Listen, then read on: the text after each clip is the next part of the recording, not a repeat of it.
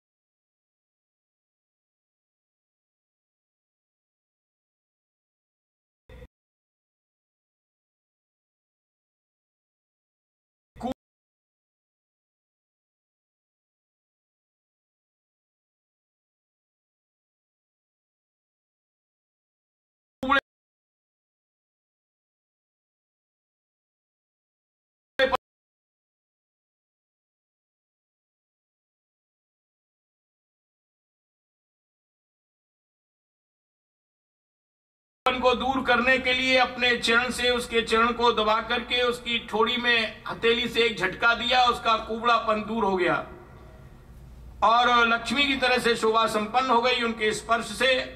बोली कि अब मैं आपको नहीं जाने दूंगी, अब तो आप मेरे ही साथ में रहो। बोले हम आएंगे तुम्हारे यहां, लेकिन अपना अभिष्ट कार्य करने के बाद में, इसके बाद में पूर्ववासियों से पूछते हुए ये उस स्थान पर गए। तथा पौराण पृच्छमानो धनुषो स्थान अच्युतः, धनुष जहां पर धनुष रखा हुआ था। धनुष की एक भाई बड़ी विचित्र कथा है। एक बार परशुराम जी महेंद्राचल पर्वत पर तपस्या कर रहे थे, उनके पास में शिव जी का विशाल धनुष था। ये कंस भी वहां पर पहुंच गया, बलवान तो था ही, बार बार पहाड़ को उठाए और नीचे रख दे। परशुराम जी की तपस्या में विघ्न हुआ। बोले अरे तेरे को बड़े अपनी शक्ति का गर्व है, ले धनुष को उठा, अनुसंधान कर पता लगे कितनी शक्ति है। महाबली तो था ही, धनुष को चलाने लगा जिसको उठाना ही कठिन था। परशुराम जी प्रसन्न हो गए, वो धनुष दे दिया कि ले जाए धनुष को, जो कोई इसको तोड़ देगा उसी के द्वारा तेरी मृत्यु होगी। धनुष को ले गया, सुरक्षित स्थान पर रख दिया।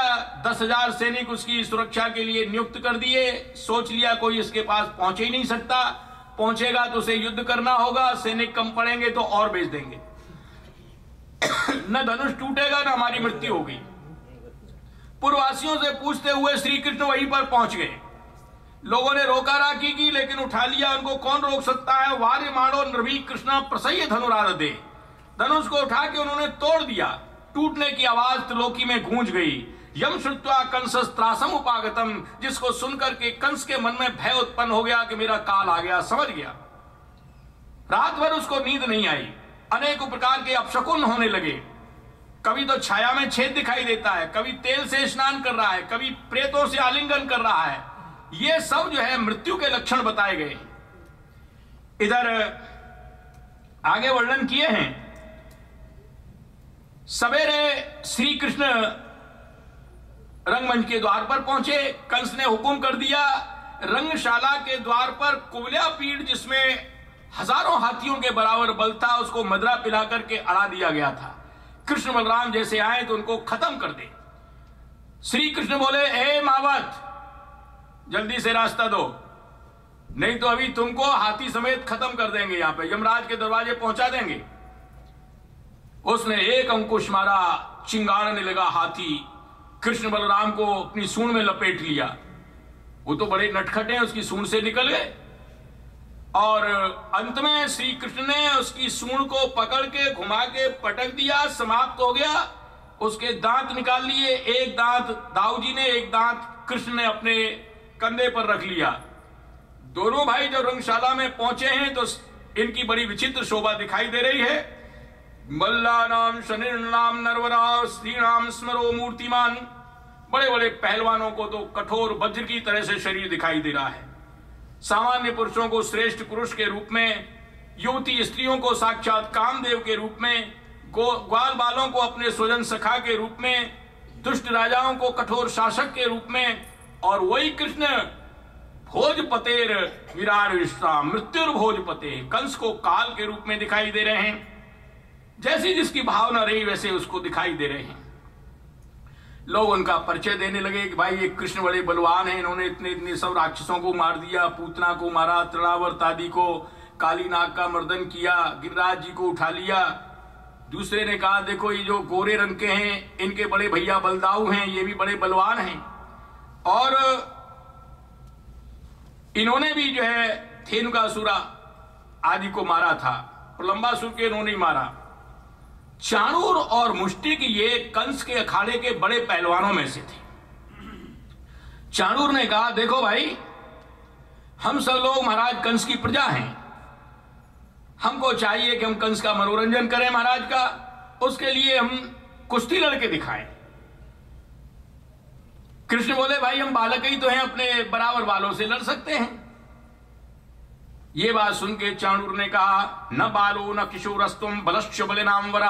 अरे न तो तुम बालक हो न किशोर हो, जितने भी संसार में बलवान हैं सबके एकमात्र बल तुम ही हो, जिसने खेल खेल में हजारों हाथियों के बल वाले कुलिया पीड़ को मार दिया, और वो कहे हम बालक हैं, हम इस बात को मानने को तैयार नहीं है, लड़ने को तैयार हो जाओ। चाणूर कृष्ण से भिड़ा और मुष्टिक बलदाऊ जी से दोनों जोट अखाड़े में आ गई। वहां पर जो स्त्रियां थी आपस में चर्चा कर रही थी, अरे देखो यहाँ सभा में जितने लोग बैठे हुए हैं इन सब पर बड़ा भारी पाप लगेगा। छोटे छोटे बालकों को पहाड़ जैसे राक्षसों से भिड़ा दिया गया है, कितना अन्याय हो रहा है। जो अन्याय का विरोध नहीं करता वो भी पाप का भागीदार होता है। इधर नंद बाबा देख रहे हैं कि हमारे साथ में बड़ा धोखा हुआ, हमको पहले से पता होता तो हम इनको लेकर के नहीं आते। कृष्ण ने देखा कि बाबा घबरा रहे हैं, सोच लिया अब ज्यादा देर करने का काम नहीं है। इन्होंने कृष्ण ने चाणूर को खत्म कर दिया, बलदाऊ जी ने मुष्टिक को, कूट शल तोष आए इनको भी खत्म कर दिए। बाकी के भाग खड़े हुए, बोले सारे जान नहीं बचेगी, भाग चलो यहां से। अब तो जब बड़े बड़े मारे गए और भागने लगे तो कंस को पता लगा, उसने हुक्म किया कि ये युद्ध बंद कर दिया जाए। कृष्ण और बलराम इन दोनों लड़कों को यहां से निकाल दो, ग्वाल बालों का धन हरण कर लो, नंद को बांध दो, वसुदेव को खत्म करो, ये बड़े दुष्ट हैं। बड़बड़ाने लगा। श्री कृष्ण उछल के मंच के ऊपर पहुंच गए और कंस के बाल पकड़ के एक झटका दिया, मंच से लुढ़क पुढ़क होके समाप्त हो गया। बोलो कन्हैया लाल की। आकाश में दुंदुभियां बजने लगी, देव और पुष्पों की वर्षा करने लगे। कृष्ण बलराम अपने माता पिता देव की वसुदेव के पास में पहुंचे। उनकी तो बेड़ियां पड़ी हुई थी, उनके चरणों में प्रणाम किया, बेड़ियों से उनको मुक्त किया। एक बड़ी सुंदर बात श्री कृष्ण ने कही कि देखो ये जो शरीर है, चाहे लड़की का शरीर हो या लड़के का हो, ये माता पिता की देन है। माता पिता बड़ा कष्ट सहकर के बालक का पोषण करते हैं। जो बच्चे वृद्धावस्था में माता पिता की सेवा नहीं करते वे बड़े पापी कहे गए हैं, और जो उनके खाने पीने की व्यवस्था नहीं करते हैं ऐसे लोगों को यम के दूत उनके मांस को काट काट करके उनको खिलाया करते हैं। उन्होंने महाराज उग्रसेन को राजगद्दी पर अभिषेक कराया। अब नंद बाबा के पास में पहुंचे और बोले बाबा अब हम कुछ दिन यहां पर रहेंगे, आप लौट करके ब्रिज चले जाओ। नंद बाबा ने देखा कि कृष्ण बलराम अब हमारे साथ नहीं चल रहे हैं, मन में बड़े दुखी हुए, लेकिन ये सोच करके इनको यहां पर सुख है तो यहां पर नहीं। नेत्रों में आंसू आ रहे हैं और उन्होंने कृष्ण बलराम का आलिंगन किया, अपने गले से लगाया और ग्वाल वालों के साथ में वो ब्रिज को चल दिए। इधर वसुदेव जी ने दोनों बालकों का यज्ञोपवीत संस्कार कराया और उन्होंने जन्म के समय पर जो 10,000 गौ दान करने का मन में संकल्प किया था, कल आपको बताया था, वो भी उन्होंने ब्राह्मणों को दान किया।